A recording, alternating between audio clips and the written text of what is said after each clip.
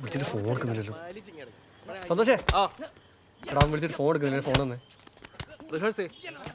എടാ നിന്റെ അടുത്ത് പറയരുതെന്ന് അവൻ പലതവണ എൻ്റെ അടുത്ത് പറഞ്ഞാ. നീ വള്ളി വരല്ലേ, നിന്റെ അവസ്ഥ ഇതായി പോയതാണ്.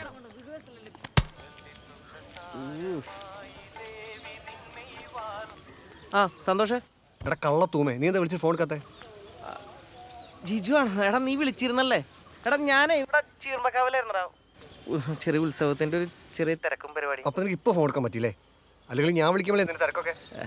എടാ അതെന്താണെന്നറിയോ? നീ ഒന്നും പറയണ്ട. നിനക്ക് വാലാച്ചന്റെ വീട്ടിലാണ് പണി നടന്നിട്ടാണ് ഞാൻ വിളിക്കണത്. എടാ അവിടുത്തെ പണി കഴിഞ്ഞു, ഇനി നാളെ വൈകിട്ടേ ഉള്ളൂ. അവിടെ എന്താ പരിപാടി നാളെ? ഓ ഇന്ന് കഴിഞ്ഞെന്ന് പറഞ്ഞാൽ മതിയായിരുന്നു. എടാ നാളെ അവിടെ എന്തോ പാവക്കൂത്തൊക്കെയാണ്. പാവക്കൂത്താ? ഓ എന്തിനാടാ? ശരി നീ വെച്ചോ.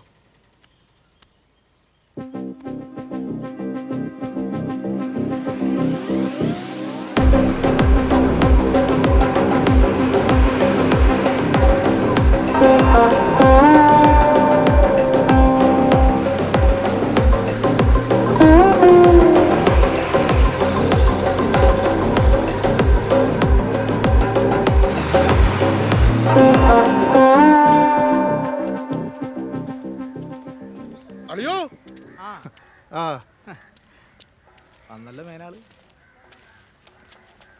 നിന്നെ പറ്റി ഇപ്പൊ വിചാരിച്ചോളൂ. ഓഹോ വല്ല കൊനിഷ്ടായിരിക്കും. അതിന് ഇവനെ പറ്റി നല്ലതെന്തെങ്കിലും വിചാരിക്കാൻ വേണ്ടേ? അല്ലേ വിജയ? വന്ന് കേറിയില്ല, അപ്പോഴത്തേക്കും തുടങ്ങി തള്ള.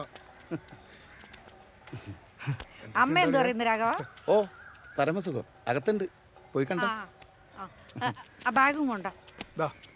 എന്താളിയാ കുറെ നാളായല്ലോ. ഉഗ്രനാക്കണ്ട നമുക്ക്. പച്ചക്കാണോ? നല്ല താത്തമ്മ പച്ച.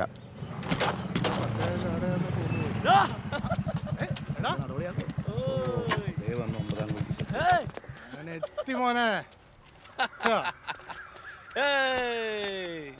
എന്താണ് അച്ഛമ്മയുടെ? അമ്മ അത്തിട്ട്. ആ നിന്റെ പരിപാടി എന്തോ? എന്ത് പരിപാടിയുടെ? രാവിലെ തൊട്ട് ഓട്ടം തന്നെ. ഇതപ്പോ വീണ്ടും കടയ്ക്ക് പോണം. ആ മൊട്ടനെ തപ്പി ഇറങ്ങിയാണ്. എവിടെയാ അവൻ? പറഞ്ഞ പോലെ അവൻ എവിടെ പോയി? അല്ല എവിടെയാ അവൻ ഈ രാവിലെ എന്തോ വ്ളോഗ് തേങ്ങാന്ന് പറഞ്ഞ് നടക്കണ്ടായിരുന്നു. അല്ല നിന്നെ കണ്ടാവും മുങ്ങുമല്ലോ. മര്യാദ. അതിപ്പോ നീ വന്ന സ്ഥിതിക്ക് അവന്റെ ആവശ്യമില്ലല്ലോ. നമുക്ക് പോയിട്ട് വരാം.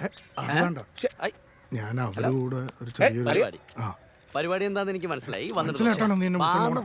അളിയോ ഗണപതിക്ക് വെച്ചതേ കാക്കൊണ്ട് പോയി.